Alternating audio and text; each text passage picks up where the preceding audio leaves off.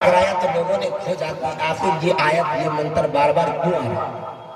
मेरा शंस का लफ्ज जब देखा किताबों में वेद के अंदर की बात कर रहा हूँ मैं, एक मंत्र जब बार बार आया तो लोगों ने जांचा कि आखिर ये मंत्र बार बार क्यों आ रहा है।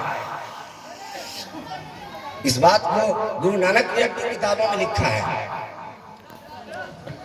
जब लोगों ने जाना कि ये बार बार क्यों आ रहा है, बार बार क्यों आ रहा है, गौतम बुद्ध जी की किताब विघ्निका में इस बात का तज़किरा किया गया है। वर्तमान महावीर जी ने भी इस बात का तज़किरा किया है अपनी किताबों में। निराशंस का लफ्ज़ जब बार बार आया तो कहा ज्ञान हेतु गिरित मोहम्मद अंधकार नाशम विराजम है तदोदयते विवेका। आप ज्ञान हेतु गिरित मोहम्मद अंधकार नाशम विराजम है तदोदयते विवेका।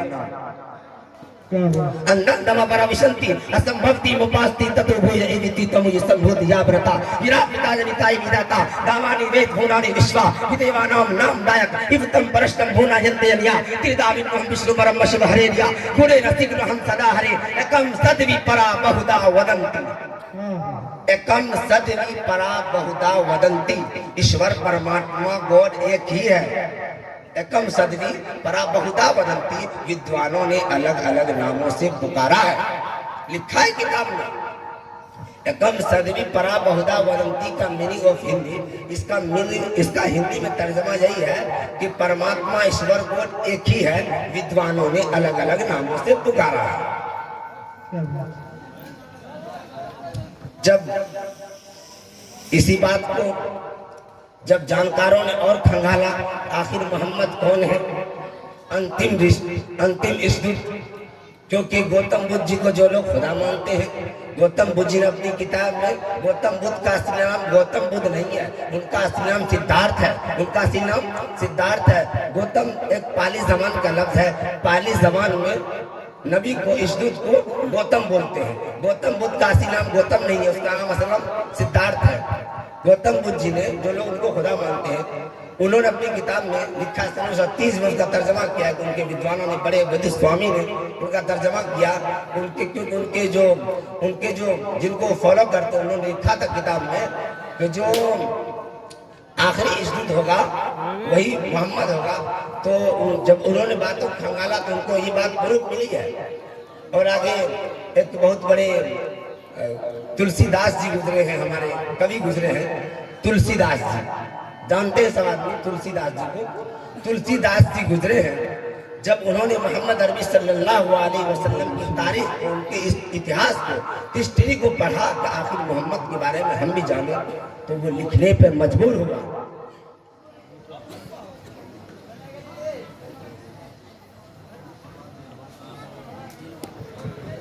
भाई मैंने पहले कह दिया आप जितनी खूबसूरत है, आपका माइक उतना खूबसूरत नहीं है। कहा कि बुढ़ा इश्क है कुव्वत परवाज नहीं है, कि बुढ़ा इश्क है कुव्वत परवाज नहीं है। माइक आपका बहुत खूब है, इसमें आवाज नहीं है। थोड़ा सा आवाज डाल दीजिए। मुक़र्रिर हज़रत के वही बेस कम कर दीजिए, वॉल्यूम को बढ़ा दीजिए, आवाज को खोल दीजिए। चलिए माशाअल्लाह। मैं अर्ज कर रहा था कि जब तुलसीदास जी ने नबी पाक सल्लल्लाहु अलैहि वसल्लम के बारे में पढ़ा तो लिखा अपने दोहे में, एक दोहा मैं आपको पढ़ के सुनाता हूँ। उन्होंने क्या लिखा है मोहम्मद सल्लल्लाहु अलैहि वसल्लम के बारे में। तब तक सुंदर मादी को या, तब तक सुंदर मादी को या, हर सुंदर निर्माण न होवी। तुलसी वचन सत्या सच होवी, तुलसी वचन सत्या सच होवी। तब तक सुंदर मादी को या, तब तक सुंदर मादी को या, हर सुंदर निर्माण न होवी।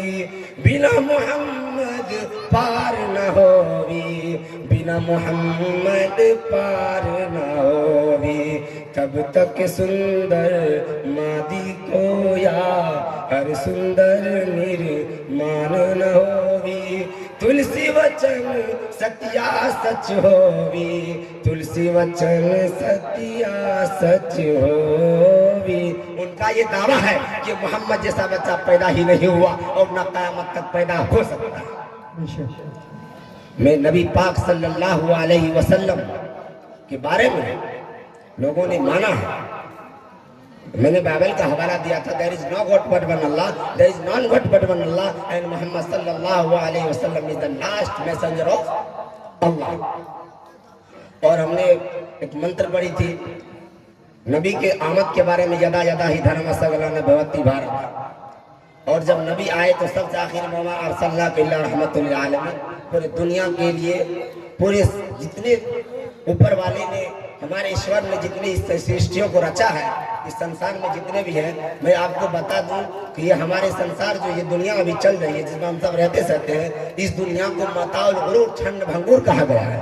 खत्म होने वाली दुनिया, फना होने वाला संसार मताउल गुरूर कुरान ने कहा है, जिसको छंड भंगूर कहा जाता है। ये दुनिया कोई मायने नहीं रखती है, जिस मकसद के तहत अल्लाह ताला ने यहाँ भेजा। और मैं एक बात जो शुरू में कहा दिया था कि एक बात मैं रखूंगा और उसको साबित करूंगा कि मेरा हम सब का मालिक एक है, हम सब का मालिक एक है। विद्वानों ने अलग अलग नामों से पुकारा है और मकसद ही बता दिया, अपनी इबादत के लिए पैदा फरमाया। क्यों पैदा फरमाया अल्लाह ने? इबादत करने के लिए। और इबादत तो अल्लाह की पूरी जमीन है, कहीं भी हम इबादत कर सकते हैं, लेकिन एक साथ अल्लाह को पसंद है कि सब एक साथ मेरे बंदे सर झुकाते हैं, मेरे दरबार में आते हैं। उसके लिए मंदिर मस्जिद की बुनियाद डाली जाती है कि एक जगह सब भाई आकर ईश्वर को प्रणाम करें और ईश्वर के आदेशों को फॉलो करें, उनके हुक्मों को माने। इसी वजह से मंदिर और मस्जिद की बुनियाद डाली जाती है।